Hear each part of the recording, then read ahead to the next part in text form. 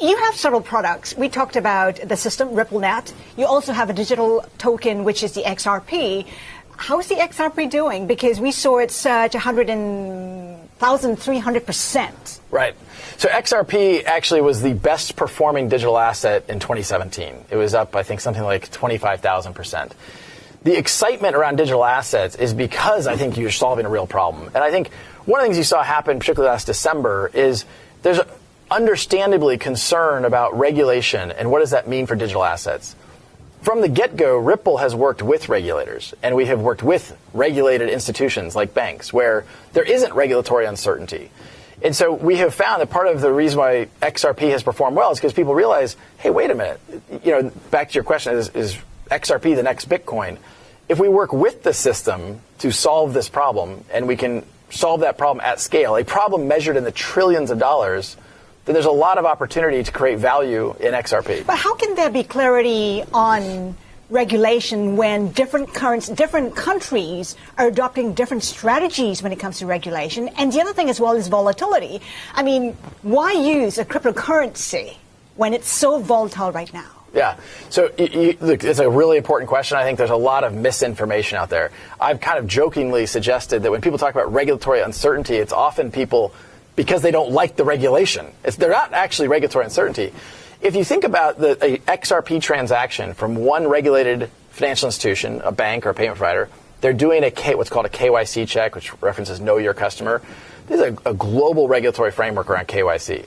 That's at both endpoints of an XRP transaction, into and out of. So I think the regulatory certainty actually is much better than people realize. It's just educating banks, regulators about how it actually works.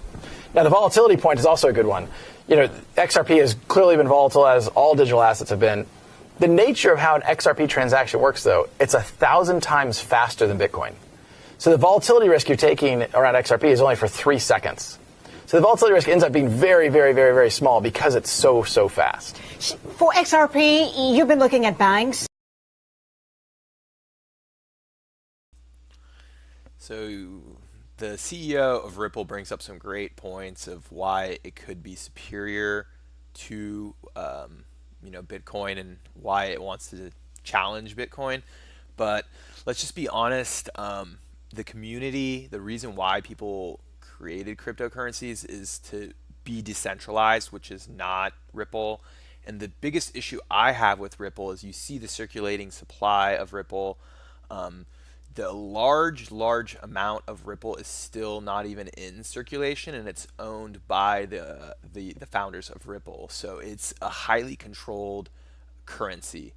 Now, if you're okay with that, and like I said, I mean, the one reason why I won't be that down on the teacher's pet, Ripple, and I'm going to keep calling Ripple the teacher's pet or the banker coin, is it does solve some problems, as he has mentioned, and it's able to produce transactions for banks. And like I said, I do see banks working with Ripple, not with Bitcoin. And like I said, the transaction speed is very fast.